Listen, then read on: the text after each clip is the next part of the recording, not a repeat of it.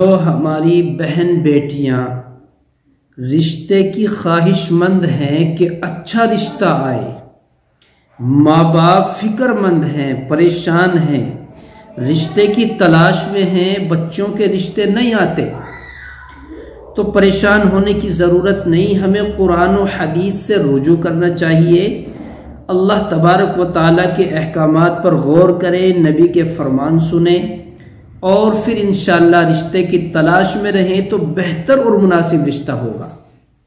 میرا یہ پیغام اس بچی یا بچے کے لیے ہے، بھائی بہن کے لیے ہے کہ جو خود اپنے رشتے کی اہمیت کے لیے اچھے رشتے کی تلاش میں ہے اور وہ چاہتا ہے کہ اچھا رشتہ آئے، تو سب سے پہلا کام یہ کرے کہ وہ حلال روزی کھائے، نماز تہجد کا اہتمام کرے، چاشت اوابین کا اہتمام کرے، اور خوب اللہ سے توبہ استغفار کر کے اللہ سے مانگے۔